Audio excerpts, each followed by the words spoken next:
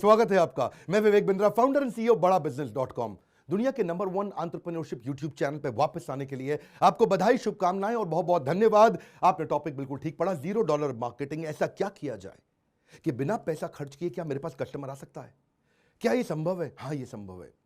आप हमारे पास आए हैं, अब तो बिल्कुल संभव है। क्यों संभव है? आज मैं आपको 7 स्ट्रैटेजी दूंगा और अगर आपको अच्छा लगे तो बताइएगा, इसके विषय में और भी वीडियो बनाऊंगा, लेकिन ये वीडियो को एंड तक जरूर देखिए क्योंकि एंड में कुछ खास बातें हैं। सीक्वेंस में चलिएगा, जल्दी एंड पे मत जाइए। आज मैं एक एक करके 7 स्ट्रैटेजी ले रहा हूं। पहला क्या है? Make a world class website at minimum cost. अगर अपने आपको बी फाउंड डोंट फाइंड, सुनिए मेरी बात को, बी फाउंड डोंट फाइंड, इसके बारे में थोड़ा और बोलूंगा मैं भी आपको कि लोग आपको ढूंढ करके आ जाए, आपको लोगों को ना ढूंढना पड़े। यही है मेरा थीम, $0 मार्केटिंग। एक कैसे वो neat and clean home page बनाया जाए जिसका एक सुंदर लगभग व्हाइट बैकग्राउंड का एक बेस कलर हो, जिसमें जब कस्टमर पहुंच जाता है वहां पे तो उसको ढूंढने में, आपको समझने में समय ना लगे। Call to action based website बनाइए, जैसे shop now, call now, learn more, ताकि वेबसाइट पे आकर के वो कुछ करे, कॉल टू एक्शन कुछ करे, उसको कमांड दो, हिडन कमांड दो। सोल्यूशन पे फोकस करो हमेशा वेबसाइट में। क्या होता है? एक्सपीरियंस किलर क्या है?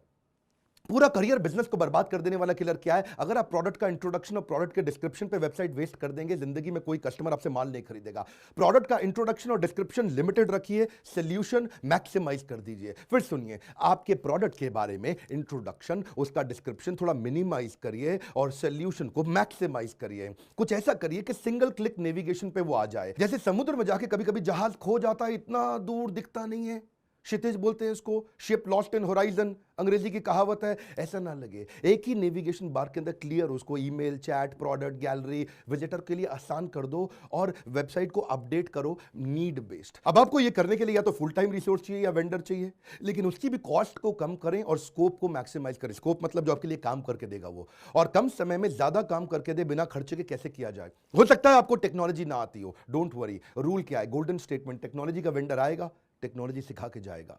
क्या मतलब हुआ? आप जो मेरे इवेंट में आए थे पिछली दफा, आचार्य बालकृष्ण ने आके पब्लिकली क्या समझाया कि मेरा सीक्रेट क्या है? मैं तो गुरुकुल का पढ़ा हूं, मैं तो ब्रह्मचारी था, मुझको तो आता नहीं कुछ भी, मैं तो जीवन ऐसे ही समर्पित कर दिया। शास्त्र पढ़ते पढ़ते मैंने टेक्नोलॉजी कैसे बिल्ड करी, बिजनेस कैसे बिल्ड किया। बस एक काम के लिए 5 वेंडर बुलाता था। पहला वेंडर मुझको कुछ सिखाता था, उसकी कहानी में दूसरे वेंडर को बता के दूसरे वेंडर को ऑब्जेक्शन देता था, वो कोई नई कहानी सुनाता था।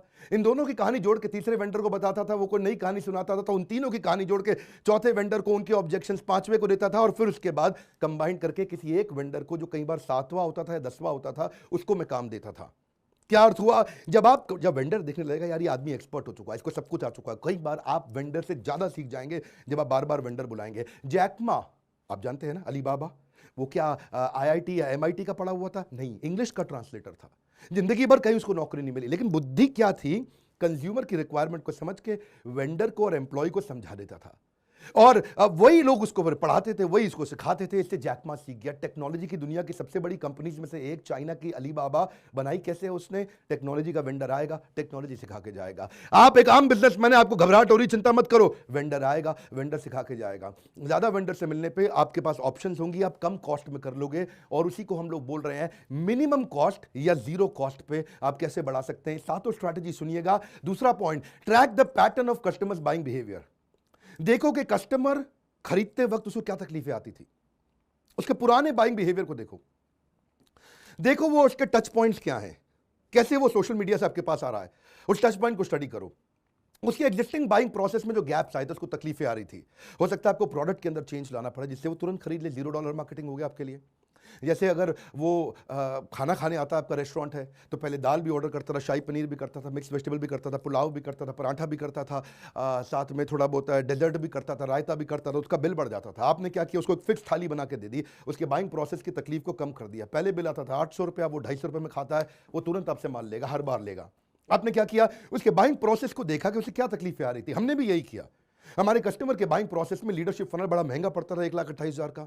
वो 6 महीने का प्रोग्राम था, हमने 2 साल का प्रोग्राम कर दिया ताकि कस्टमर लंबे समय तक हमारे टच में रहे। हमने क्या देखा? वो 1,28,000 का था, तो हमने प्रोग्राम को 36,000 और 18,000 कर दिया। स्टूडेंट के लिए 18,000, एंटरप्रेन्योर के लिए 36,000। अब उसके लिए सस्ता पड़ गया। वो उसको लंबे समय तक सपोर्ट और हैंड होल्डिंग मिलता है हमारी सर्विस टीम के साथ में, 2 साल तक सपोर्ट मिलता है। पहले उसको कंटेंट में हम खाली 25 फ्रेमवर्क देते थे, अब उसको 250 देते हैं हम लोग। पहले वो जब हमसे आता था, मिलता था, 6 महीने के बाद वो रिश्ता खत्म हो जाता था। अब रिश्ता लंबे समय तक चलता है। पहले खाली मैं पढ़ाता था, अब बिलियनियर एंटरप्रेन्योर अलग अलग सब्जेक्ट पे पढ़ाते हैं। पहले हम केवल एक बिजनेस की बात करते थे, अब उसमें बिजनेस में और डिटेल में जाते हैं, फाइनेंस भी करते हैं, टेक्नोलॉजी भी करते हैं, HR भी करते हैं, मार्केटिंग भी करते हैं, अलग अलग सब्जेक्ट करते हैं। तो उसके हमने बाइंग प्रोसेस के गैप्स को समझा और वहां से मुझको एक्स्ट्रा पैसा नहीं खर्च करना पड़ा। वो कस्टमर जो आज तक नहीं आया था वो मेरे पास आ गया। सुनो मेरी बात को, जो कस्टमर नहीं जुड़ता था अब वो भी जुड़ गया। इंटरनल स्टेक होल्डर से बात करो, अपनी सेल्स और सर्विस की टीम से बात करो कि कस्टमर को क्या तकलीफें आ रही हैं। अपने डेटा और फीडबैक फॉर्म को एनालाइज करो। याद रखिए, आपका बिजनेस का एक्सपेंशन परसेप्शन बेस्ड नहीं, डेटा बेस्ड होना चाहिए, एनालिटिक्स बेस्ड होना चाहिए। आप जो डिसीजन ले रहे हैं प्रोडक्ट पोर्टफोलियो को ऐड करने के, वो एनालिसिस पे करिए, गूगल एनालिटिक्स को यूज करिए। मैं उसके तरीके बताऊंगा कैसे करते हैं आपको, वो यूजफुल होता है, बड़ा फ्री होता है एकदम। ये चेक करो कि आपके पेज पे हाईएस्ट ट्रैफिक कौन से पेज पे आ रहा है, लोएस्ट ट्रैफिक कौन से पेज पे आ रहा है, जो वेबसाइट के अलग अलग पेजेस हैं आपके। चेक करो कि किस कंटेंट पे कस्टमर रिटेन होता है, यानी कि कौन से आर्टिकल को कस्टमर देर तक पढ़ता है आपकी वेबसाइट पे, कौन से पेज को देर तक पढ़ता है आपकी वेबसाइट पे, कहां पे देर तक रुकता है, कहां पे कौन सी सोशल मीडिया को देर तक पूरा वीडियो कंप्लीट देखता है, उसके किस चीज को शेयर कर रहा है, कौन से पेज को शेयर कर रहा है, कौन से वीडियो को शेयर कर रहा है, कौन सी फेसबुक पोस्ट को शेयर कर रहा है, कहां पे कौन सा प्रोडक्ट ज्यादा बिकता है, कौन सा प्रोडक्ट कम बिकता है। ये भी चेक करो कि कहां पे बाउंस रेट ज्यादा है, किधर आपका कस्टमर आपको छोड़ के चला जाता है। ये वीडियो बड़े काम का है, पूरा ध्यान से सुनिए। मैं आपको अपना यूट्यूब का एक्सपीरियंस बताता हूं। यूट्यूब ने मुझको प्रमोट जानते हैं क्यों किया? क्योंकि मेरे वीडियो का एवरेज व्यू ड्यूरेशन ज्यादा था। यानी कि अगर कोई वीडियो अगर 10 मिनट चलता है तो 10 मिनट में आपका कस्टमर उसको 3 मिनट देख रहा है, 4 मिनट देख रहा है, 6 मिनट देख रहा है या 8 मिनट देख रहा है। यानी कि 30%, 40%, 60%, 80% कितना परसेंट देख रहा है।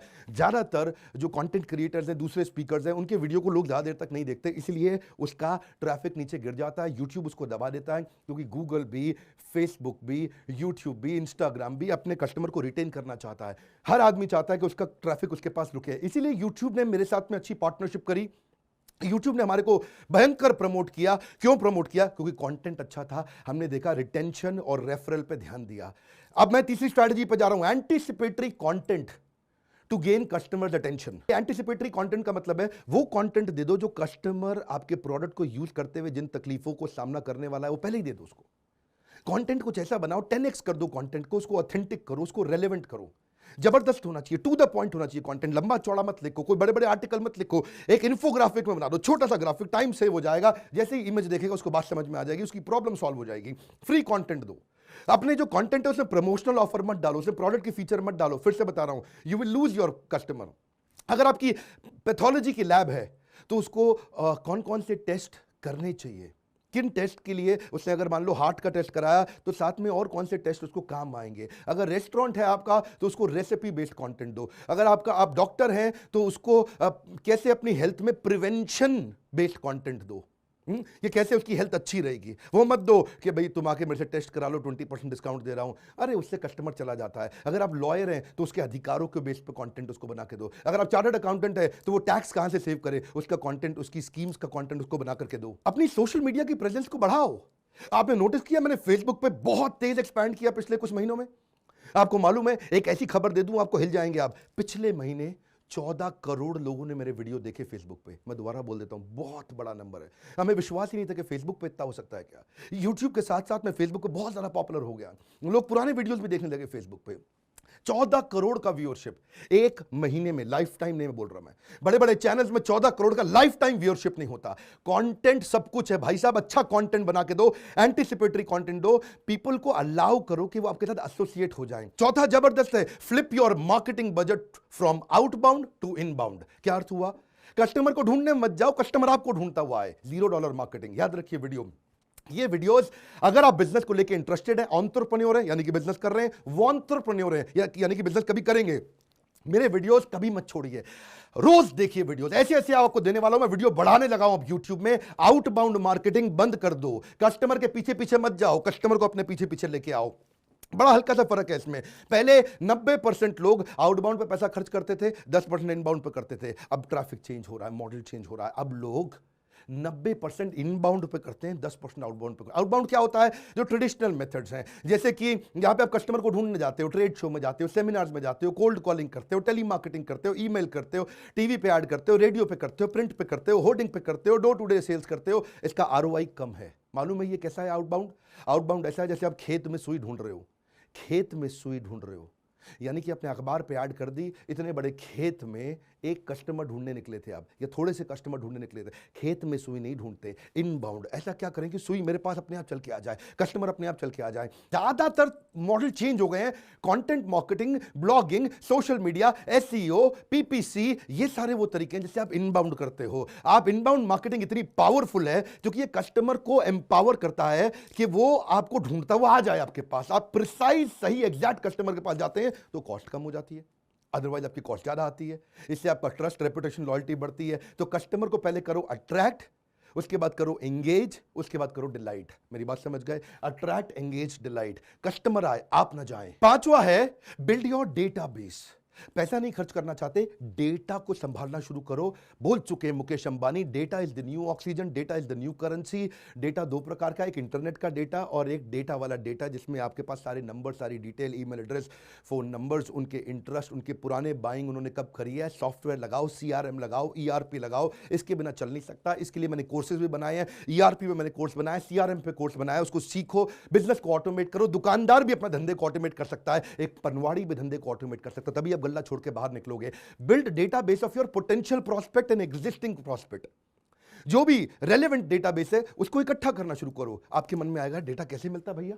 अरे भैया ये कहां से मिलता है डेटाबेस? आपके मन में आएगा अरे डेटा पता है कैसे मिलता है? आपको अलग अलग सोर्सेज आपके खुद थे, आपने ध्यान नहीं दिया, किसी ने आपको कॉल किया, वो डेटा है। हर डेटा को सीआरएम में डालो, सीआरएम लगवाओ अपने यहां पे। बहुत सस्ता पड़ता है सीआरएम। अगर आपको नहीं मालूम, उसके बारे में जानना चाहते हैं तो मेरा ईआरपी का कोर्स इस समय बहुत सस्ती स्कीम में मैं आपको दे रहा हूं, अफोर्डेबल दे रहा हूं।